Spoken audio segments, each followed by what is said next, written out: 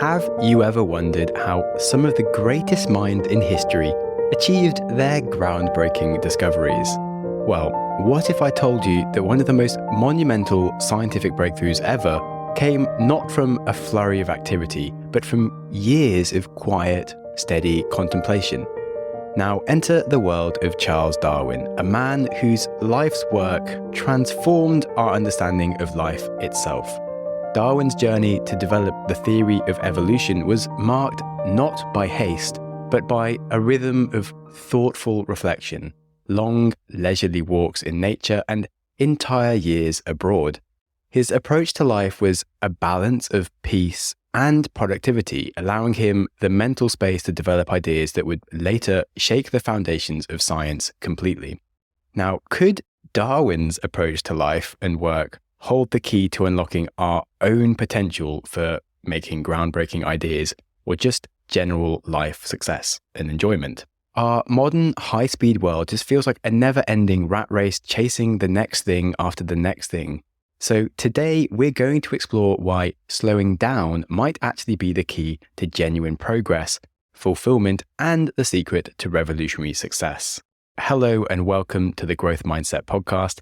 I am your host, Samuel Webster Harris, and we're diving into the psychology of self-improvement and today's topic, which is our cultural obsession with speed and how it's actually putting on the brakes for real and purposeful progress. More after the break. We have all heard that slow and steady wins the race. We were taught this as children, yet despite this age-old wisdom, as old as the Stoics even, it simply isn't what we're actually shown or taught fundamentally in media, culture, and just the celebrated lifestyles around us. It did used to be that patience was revered, seen as the key to a grand future, but now the modern world idolizes speed. The Forbes 30 under 30, the jet-setting influencers, the overnight crypto millionaires. Success is measured in how quickly we beat the clock. Yet this race against time often leads us astray. In the age of email, social media, instant news, our attention's actually constantly hijacked. The allure of the immediate, albeit superficial, feeling of productivity from our smartphones is undeniable, it's unrelentless. And it can actually feel useful, like even for me. Instagram, it's not just like a pastime as such, it's like a beneficial link to my friends. I'm a remote worker. It's nice to see what my friends are doing and stay connected. But this constant connectivity, it comes at a cost. Our ability to engage deeply with what we're doing, to slow down, to focus on truly meaningful work does become compromised. Our brains get this dopamine hit every time we scroll through a feed or we check a notification. It creates a cycle of instant gratification.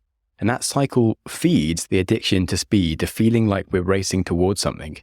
It's creating the illusion of productivity, whilst on the side, our real and impactful work remains undone. So whilst we get lost in the moment pursuing rapid, fast sense of progress, we forget the simple truth that more haste leads to less speed. The Stoics understood this very well. They advocated for a return to nature's rhythm, where patience and deliberate action was most important. And that's a lesson that's as relevant today as it was in ancient times.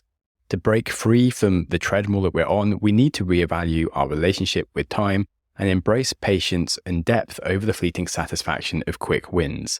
And to truly understand this more deeply, I want to dig more into some first principles thinking and dive into physics and the concept of momentum.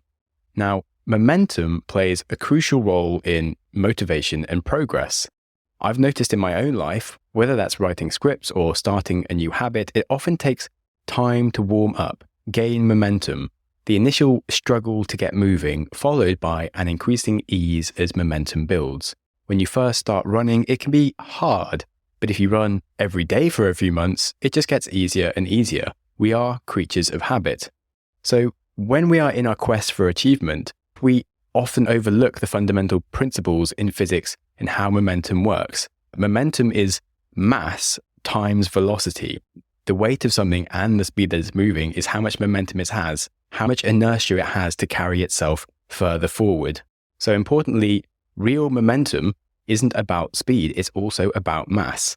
A nice analogy here would be to consider a snowball rolling down a hill. A small light snowball could be thrown, it could roll fast, moves quickly, but it can shatter upon any small obstacle. In contrast, like a large, densely packed snowball will be able to gather more snow as it rolls, growing in size and strength, and becoming unstoppable as an avalanche in the face of any barrier. And that's an analogy that mirrors our own efforts in life. Pursuing goals with the sole focus of being fast at them is like being that light snowball, fragile, easily derailed. However, if we add mass, that means like depth, knowledge, experience into the things that we try, that's like a snowball gaining extra layers. That builds us true momentum in the work that we're doing. And that approach is much more resilient, it's more impactful, and you could describe that more like a glacier, building a huge body of work, or in a glacier's case, body of frozen water that can slowly carve entire valleys out of mountains. It's a powerful force reshaping landscapes over time with a steady, relentless progress. That's the power of true momentum. So speed looks cool, looks fast, but the allure of it is deceptive. It promises quick results, but lacks the substance to make a lasting impact. Like the glacier, when you put consistent effort and patience into your work, that leads to profound, enduring changes within you and the things that you're doing. By embracing this approach, you align yourself with nature's timeless wisdom that real strength lies in steady growth and resilience. So we understand that just focusing on speed is a problem. We need to build larger bodies of work. But diving further into the physics analogies here, I want to talk a bit more about inertia and the concept of optionality. Nath Eliasson, who is one of my favorite bloggers, he points out the issues with our cultural valuing low mass lifestyles. That means lots of optionality. So he says modern culture encourages a low mass life, disguised as a virtue through the lens of optionality. You should maximize the options available to you so you have the freedom to jump at any opportunity as it arises. Be a digital nomad. Don't own too many things. Switch companies every 2 years. Pick a job that will give you more opportunities later. Now, don't be too quick to pick a romantic partner. You can actually freeze your eggs or your sperm and grow your progeny in an artificial womb in 50 years when you've sufficiently optimized your Facebook RAS. The point he's making is that optionality strips you of inertia. And inertia in physics means the resistance that an object has to its direction being changed. So if you have high inertia, you're going to stay on track and you're going to follow your momentum. If you have low inertia, you can quickly be like swung around and go in a different direction. And when you have optionality, you're optimizing for going in different directions. You're like a ship that never even puts its anchor down, always ready to set sail to the next destination. Now that lifestyle might seem freeing, but it hinders the development of real, true, substantial momentum. And so when you adopt this low mass lifestyle where you don't overinvest in any one thing, that means you aren't all in on your career. You aren't all in on your partner or where you live. You haven't staked your claim in the ground and decided to build your house there. Every little thing that you do, you're just a visitor and you're just a short flight away from a new surface level interest in something else. And it's actually really crippling to actually getting anywhere. If you look at investment, you actually need to work as an investor for like 10 years to really understand how business cycles work by just experiencing them, living through recessions, living through bull markets, seeing how hype cycles and trends work. And it's the same if you write every day for 10 years or you make YouTube videos every day for 10 years. Mr. Beast has made 2 videos a week for the last 10 years. The first 2 years, nobody even watched him. And this year, he's actually made about 1, maybe 2 videos in a month. Yet his channel has grown the most it's ever grown. And that's like a casual 60 million subscribers. But he was investing on work that kept on adding to itself. And that's how things really grow. In our modern culture, we expect to make progress instantly. Yet we don't realize most of that success comes from just time in the game. If you watch one 10 minutes abs video, it's not going to make you lose weight and it's not going to give you abs. In reality, you need to spend 3 hours cycling just to burn off a donut. If you want to actually be fit and healthy, you kind of need to eat sensibly and exercise almost every day for, wait for it, your whole life. And if anybody's interested in the physics of dieting like I am, well, I did look into how much fat you can possibly lose in a day under a healthy manner. The most fat you can lose in 24 hours without screwing up your metabolism is 75 grams. Or if you want to build muscle, the most muscle you can build in 24 hours is about 25 grams. So that means that in a few weeks, you won't really notice any changes in your body, even if you've gone to the gym every day. Sorry. However, if you exercise reliably for a whole year, you can radically change your body. You could lose 26 kilos of fat, or that's 57 pounds for Americans, in a year without messing yourself up. Or you could put on 10 kilos of muscle in a year in a relatively healthy manner without using steroids. And those are some huge changes to your body composition, but it just takes a whole year, which actually isn't that long. You just aren't going to see those results in 2 weeks. Anyway, whilst we're on the subject of health, let's dive into some nice examples from sports. A tale of two athletes to highlight the importance of being dedicated to something as opposed to just wanting to be fast. In one corner, we'll have Michael Jordan. He was actually cut from his high school basketball team, and this is a blow to any young athlete. In the other, we have the guy from the same year who actually was the shining star and was the top scorer, outshone everyone, including Michael Jordan. Now, fast forward through time, and it's Michael Jordan who is now a household name, a legend in basketball. How? Well, Jordan's journey wasn't about speed or instant gratification. It was about building mass, consistent, relentless effort, training every day harder than anyone else, and a stoic acceptance that any setback he endured was a path for improvement. He embarked on a marathon of self-improvement. He lived the growth mindset. He saw potential where others saw failure. His counterpart, the now forgotten high school hero, lacked this perspective. So this story isn't just about basketball, it's about life. It teaches us that real success, lasting impact comes from what you build steadily over time, not just the fleeting victories of youth. It's a reminder perhaps that the brightest flames can burn too quickly and fizzle out, whilst those flames that burn steadily with purpose and persistence can illuminate the world for years to come. And whilst I'm using some romantic sounding prose, let's talk about romance. If you look at the dating woes of this generation, it can be fundamentally due to the combination of high optionality and expecting things to be fast, expecting something to be really good straight away. Now, if you meet a partner and it seems like they have any sort of problems, you just instantly give them up and you jump back into the sea of other options you have in dating apps, instead of accepting that building a really good relationship does take time. There is no such thing as the perfect partner. And because we're surrounded by so much optionality, it's just always more alluring to jump back into that field and just search for someone else that might be better. And it's messing so many people up. And I think that's another perfect example of our modern obsession with prioritizing optionality and speed, and how much of an antithesis this is to long-term success in dating or life in general. More after the break. So now that we've learned these physics concepts and I've thrown a few fun stories at you, let's go back to the current life and dig a little bit deeper into what's going on. When you log into social media, it immerses you in a whirlwind of updates. The constant influx, much like cars just speeding past you on a highway, it creates this illusion of like rapid movement. And you can jump into the raging river of endless information, and it feels so good. It feels like you're immersed in this fast-paced environment, and you kind of feel like whilst you're there, you're catching up with things, you're getting into the flow. You feel like you are also moving fast, even though perhaps you're just trying to keep up, which is completely impossible given the billions upon billions worth of information that's going into the internet every day. But anyway, we sense that this high-speed feeling feels like we're making progress. But this digital pace is at odds with the real world. The online rhythm contrasts sharply with life's natural tempo, where even the fastest growing bamboo shoot in the world will only add a few centimeters to it each day. When we disconnect from our screens, we're confronted with life's inherent just slowness. Waiting in the supermarket, cooking a meal for more than 10 minutes, spending quality time with loved ones. It actually seems really like languid. But this stepping back from the relentless online world reveals a fundamental truth that time moves uniformly. Unaffected by our online engagement, it's always plodding at the same speed. And I think that's a realization that leads us to rethink our understanding of momentum. Rather than chasing the fleeting thrill of speed, we can focus our time to build something massive, a pursuit that grows and gains substance over time, whether that's our work, our relationships, our hobbies. And I think this concept of mass versus speed is crucial for that.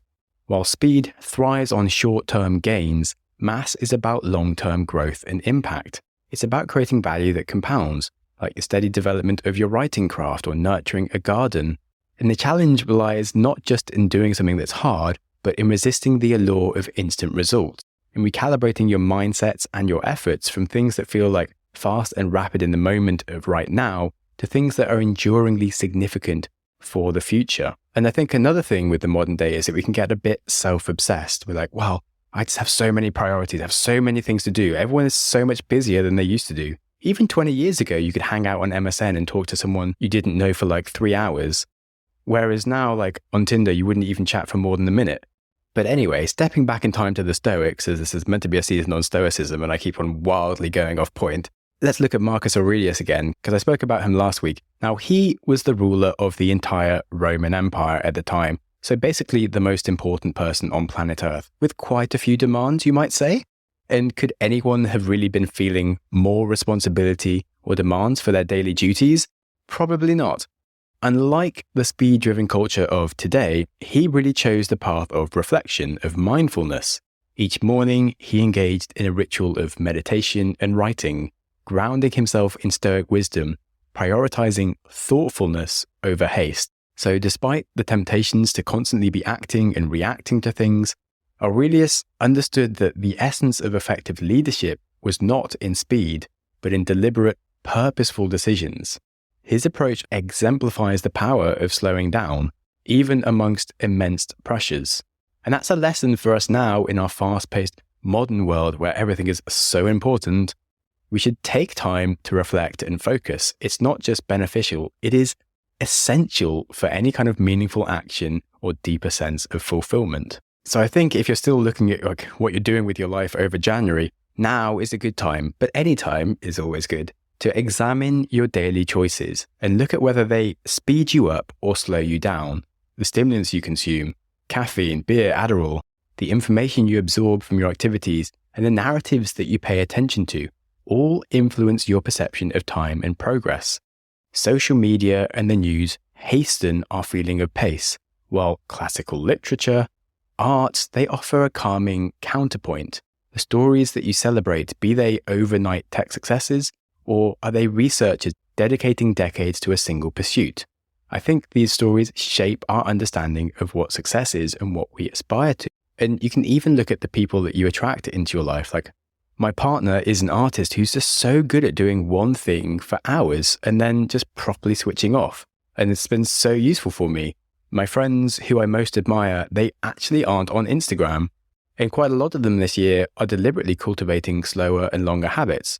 My best friend Nico is the guy that I run a book club with because we just want to read more long books rather than short, bite-sized information. And again, I think look at your approach to food. I think that reflects this dichotomy.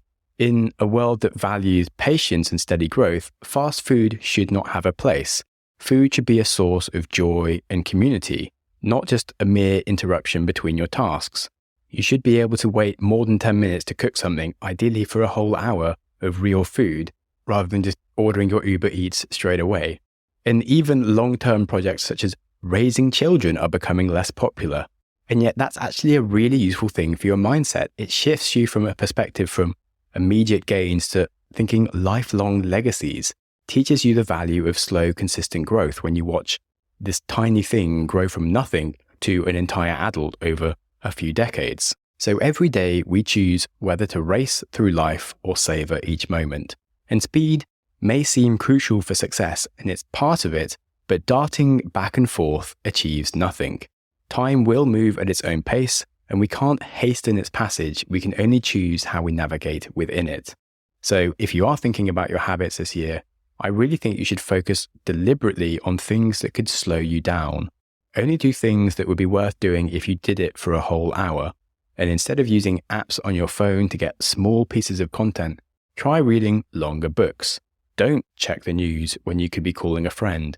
Don't get Uber Eats or a ready meal when you can cook yourself real food, where you actually know what the ingredients are. And I think many of us are becoming aware how bad processed food is for us in trying to eat something more real. But I think things like social media and the news are just the same form of highly processed junk food, but for the mind. It isn't real. It's a mashup of instantly rewarding things that make you feel productive and useful in the moment, but it doesn't truly satiate you. It creates a longer-term unhealthiness in the mind and doesn't help you do anything useful.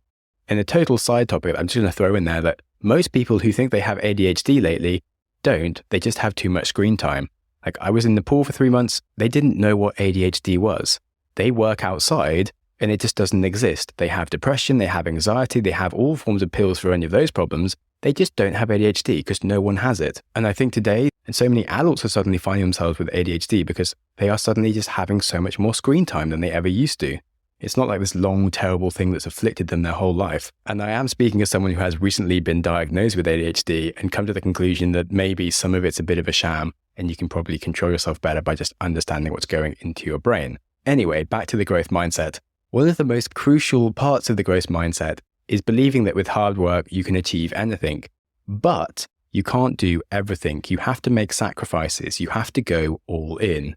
And if we seek optionality in all our decisions and focus on speed, that stops us from going all in on anything, achieving greatness, or actually having a growth mindset. Thinking you can do everything isn't a growth mindset. Thinking you can do one thing if you do it properly is. So don't be constantly making little snowballs that keep on breaking. Try and become a glacier. Carve your life's work in the stones where you live instead of visiting as many places and scrawling graffiti everywhere. And on that, thank you so much for listening. If you enjoyed the episode, try sharing it with a friend you actually like, because it might help them. And if you're feeling generous, then a comment or a rating on Spotify, YouTube, or Apple would be super appreciated. I'm sure you've heard it a million times, but you'll hear it a million more. So just appreciate the moment without worrying too much about it. And remember that life is to be enjoyed. So don't gauge your happiness behind a bunch of future goals, because that's a great way to be unhappy. Life is to be enjoyed in the moment. So be kind to yourself, and whilst you're at it, be kind to someone else too. Thank you so much for listening. Go you! Your consistency to reach the end of an episode is legendary. My hero! But when we learn things, it's important to reflect. So I politely invite you to take a pause, rifle through the biggest ideas you just heard. So here's your opportunity to hit pause and have a think.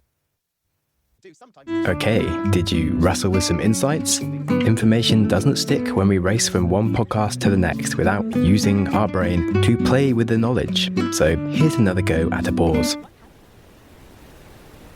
Alrighty, I'll let you off to continue with your life now. If you have any ideas or feedback for the show, I'm always interested to hear from you. You're the best! And other than that, please stay curious. Curious. Growth. Smiling for no reason.